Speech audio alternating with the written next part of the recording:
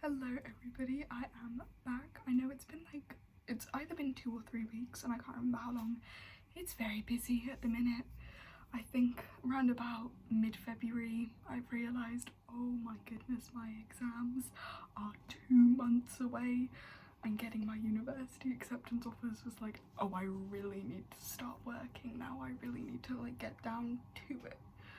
I think I've been revising since late December, early January, so that's when they recommend us as a safe place to start, so I should be on track, hopefully. I mean, the grades that my offers were made based on are more than attainable for me, touch wood. If anybody's wondering what I just did, that's a superstition thing. I'm a very superstitious person, but anyways. So uploads, I hate to say it, might get a little bit more infrequent from here. I will try my best, I swear, but you know, I've got to do what I've got to do at the end of the day, so you know. Hopefully I do have a really nice, long, very open at the minute. I mean, I might get another job, but oh well. Summer in between starting uni, finishing college. That's an open good few months, so I'll be able to make up for it anyways. And before we get into things and before I forget, I just want to say we hit 100. That is so exciting. I know compared to other people it's not much, but for me that's a lot. For little old me, that's a lot. So I just thought I'd take a little bit of time to recognize that. Also check out this new cup I got.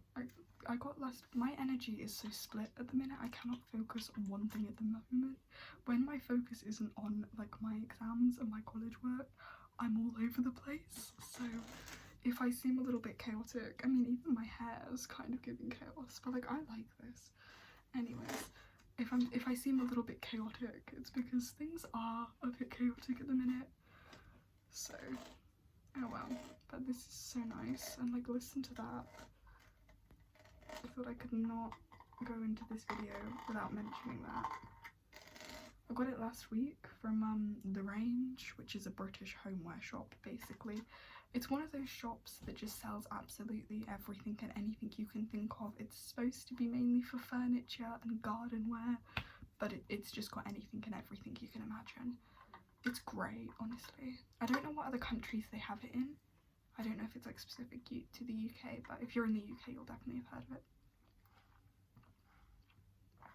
Anyways.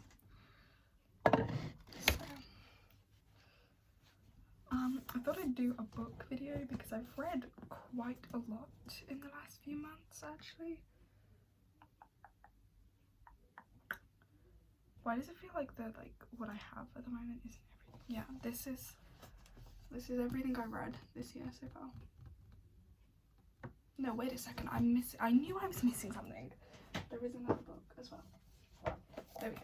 Actually, as it would happen, this great big stack is everything I've read so far into the year, which I'm quite proud of because for me that is quite a lot. So I'm going to go through it in 2 groups. I'm going to go through it in the poetry that I have read so far into the year and the non-poetry, which we have here. And then I'm also going to go over what I want to read in the next few months and what I am already reading. So we'll start with the poetry. I can actually do this one in order. I can do both of them in order actually because I remember the orders that I read them. So that's nice. But anyways, so I started with Amanda Lovelace's Flower, Crowns and Fears and Things. Now, I am not going to spend that much time talking about this one because I've already posted a scathing Goodreads review of it and I did not enjoy this at all. What I will say, I don't want to sit here and be all negative. That's not what I come out here to do. That's not what I want to. That's not the impression of myself that I want to be leaving on the world.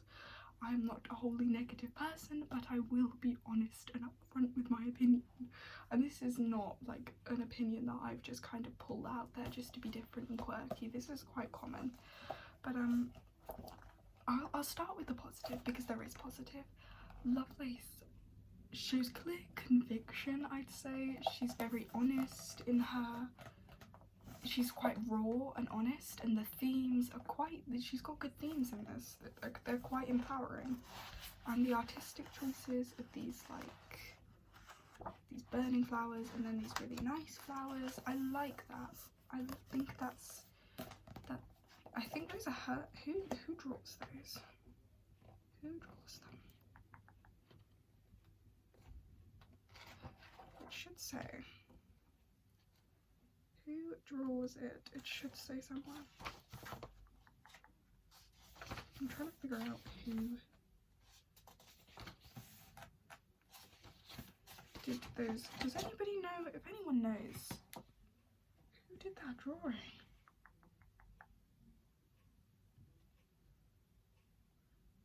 I don't know. Oh, no, she didn't do the drawings. I was about to say it was done by a woman named Janina Medios. I'm definitely butchering the pronunciation of that, but they are beautiful.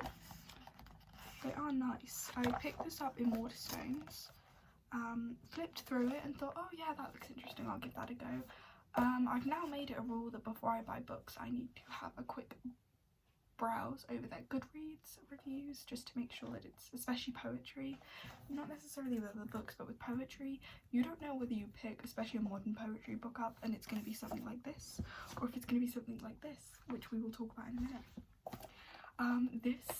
All I'm going to say about it is that it showed, like, its themes were really good. It had some amazing themes in it that were explored, and some of it did show a lot of promise. There was promise there. I was like, you are this close, but you're just not quite there, girl. It was just, there's too much filler. Like, let me find an example of this to prove that I'm not crazy. I mean, yeah, this is, there's a one-liner somewhere in here that is literally just an Instagram caption instead of a poem, which is weird. Why are we doing Instagram captions? Where is it? Yeah, it's this one. It says, I've learned that not everyone is worthy of a redemption arc. Make sure they know the consequences are real. How's that poetry? Girl, yeah, I think that says it all. It suffers from what I am going to call the Instagramification of poetry, and I'm not the first person to say that. That's all the time I'm going to spend talking about that one, though. It does have a really beautiful cover. I love the material of it. It does have some good stuff in it. Like this one, Wild Violets. I liked this one. I have a history of staying in places I've long outgrown. You see, I was always told to stay as small as possible, even if it's uncomfortable, even if it hurts. From this day forward, I vowed to let myself bloom freely, even if others see me as an annoyance, even if they see me as a weed. There's promise in that. There's promise in that. That was good. I think what Lovelace needs to do is just take a little bit of time to work on her craft. Not everything you write needs to be published. Not every published book needs to be more than 100 pages long. You can do a small collection. You know, you've just got to take some time, hone it in. Anyways, I've not actually finished reading this one, and I do have to say, sadly, she did I don't know if you can even see it on camera. I don't think you can, but she did sustain a bit of damage the other week. I brought it out with me on a car journey. I'm still working my way through this one, but this is Amanda Gorman's Call Us What We Carry collection. I love this cover as well. This is such a beautiful copy. Stunning. This has some really good work in it from what I've read so far. Amanda Gorman is so clever. The way she manipulates words and the pronunciation and the way she manipulates, like, let me find. There's one that was all about like prefixes and suffixes and how those are used. And it was so clever what she did with this. Let me find it. It was just, the way she uses language is very clever.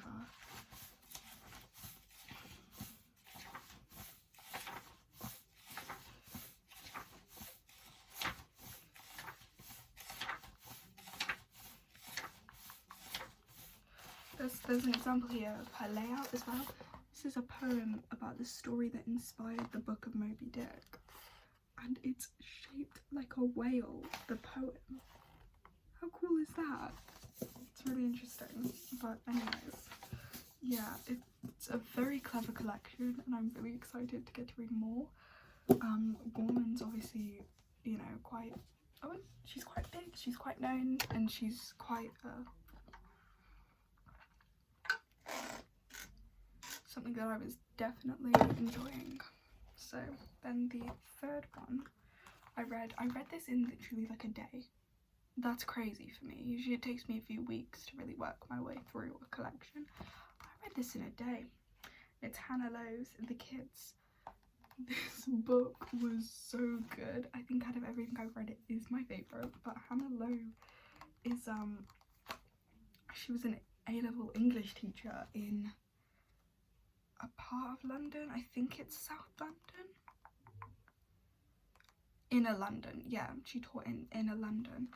And this poetry book is all about, it's about her life as well as a lot about her teaching career and about like the youth culture that she got to witness in that career, and sort of the kids of Inner London, which has a very diverse, very sort of lively youth culture associated to it. And some of the poetry in this is just, it's very sort of, I don't know the word for it really, it's simple but it's striking. It has a really nice flow to it and it conveys meaning in such an eloquent way, but it's not convoluted. It avoids being too complex while still having an impact, and I think striking that balance is such a clever thing to be able to do, because it's such a delicate balance. So I also love this cover. And there's Hannah and there's Amanda. Why? Oh my god, we've got two poets. There's so many poets with the name of Amanda. It's madness. Maybe I need to change my name to Amanda. What do we think? Am I giving Amanda? I need to shut up. That's what I need to do.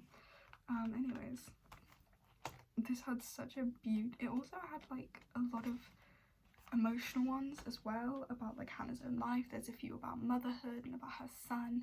There's a few about the loss of her father and about that, and those are all so beautiful. It was just a really gorgeous collection, so I really enjoyed reading that, and I'm so glad I picked that up. I'm probably gonna work my way back through it again, because I feel like, I don't know, I feel like a day was too short of a time to have read this in. I think I need to go back and ruminate on a few of these, really just take my time and enjoy them. So that's what you're supposed to do, you know. Anyways, so the next thing I read was, if we're talking about like actual books and stories and stuff, was I finally got around to reading Wicked. This was really good. I really enjoyed it.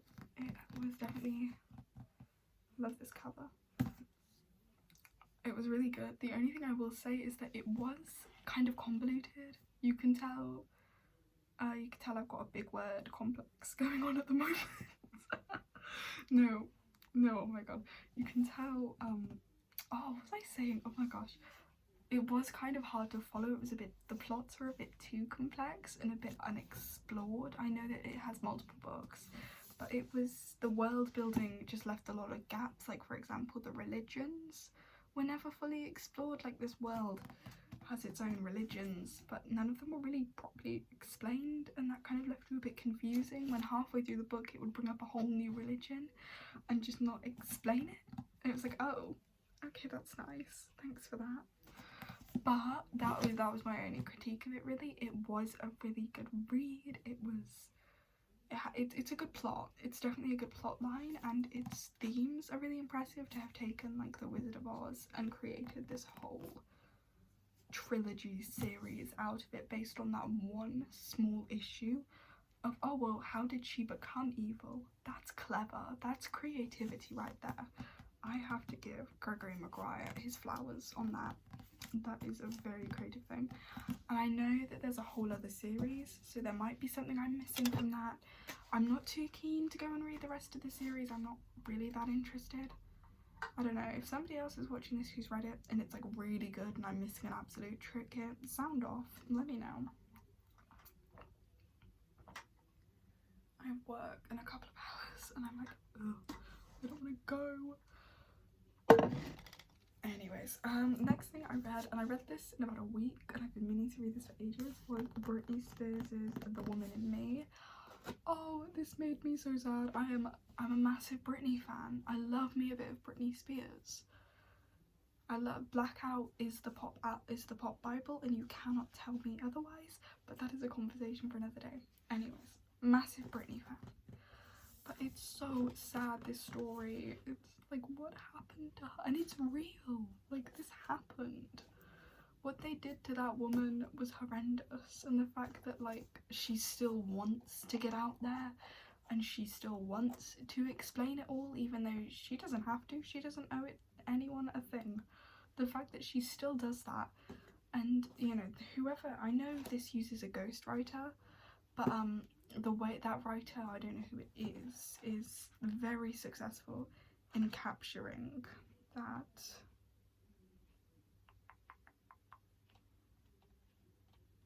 Reading the thing.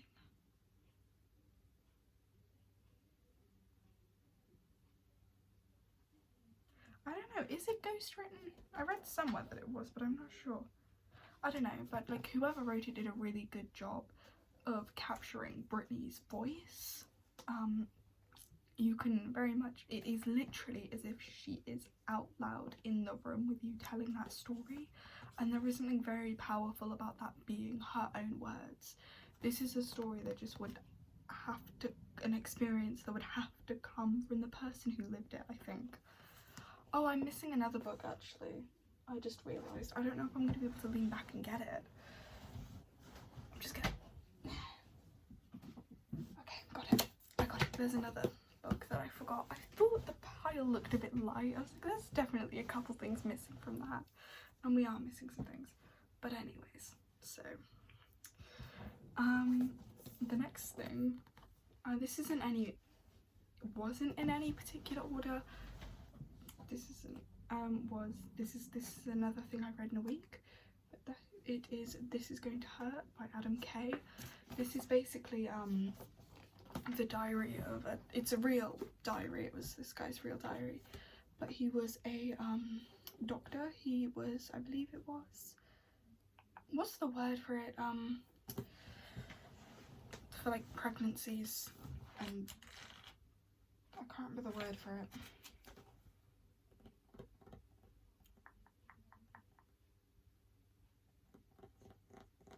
I don't know. He was on the like giving birth ward. I can't remember the name of it for the life of me right now, but he was on the ward where people give birth, basically, in the NHS, which is the British healthcare system, because we have a standardised, nationalised healthcare system in this country. It's the best thing ever, and I thank whatever is out there every single day of my life that it exists. It is not perfect, but Lord knows in this country we need it. Anyways, that's side rant over. But I think that is literally what this book proves, is that we need it and we don't appreciate it.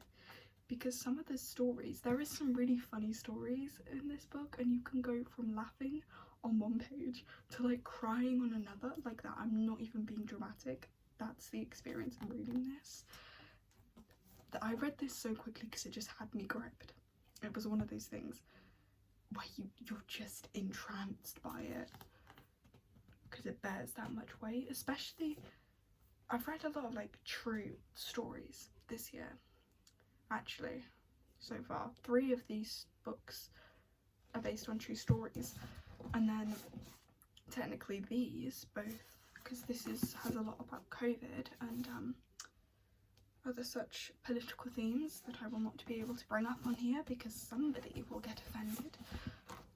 Anyways, and this one is about like living in a London and youth culture in a London, central London. So there's a lot of real things that I've read this year, which has been great. There's definitely a quality to it, was a lot of fiction last year, but there's value in both of those things, I believe. Anyways, so that was really, really good. Those were both really, really good. And then in the beginning of this year, this was the first book I read. I read The Tattooist of Auschwitz. Oh my god, I don't even have the words. It was so sad, and yet, like, it had like a happy ending, which was just emotional whiplash in a whole. I read this back in January, and again, had me gripped. I don't have the words to describe this as a reading experience, because it was, some of the scenes were like gut-wrenching. Like, I actually could have cried. I think I did at a couple of points. It was like gut-wrenching, and the fact that it was real is absolutely unbelievable. Like, that happened. It's crazy. Wow. And like, the photos in the back, I remember reaching the end of the book and seeing one of these photos in the back, and like, I could have absolutely sobbed. But that was, I would recommend that one, definitely, actually.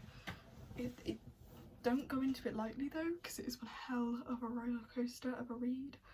But it was good. It was good. Just a very heavy read.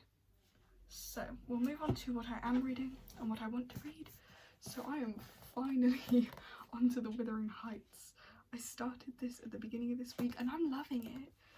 Obviously, like, I'm dyslexic. I struggle with classics because the language we used to use is very convoluted, and it's very, classics always take on this very compact format that makes it much harder for me as a dyslexic to read.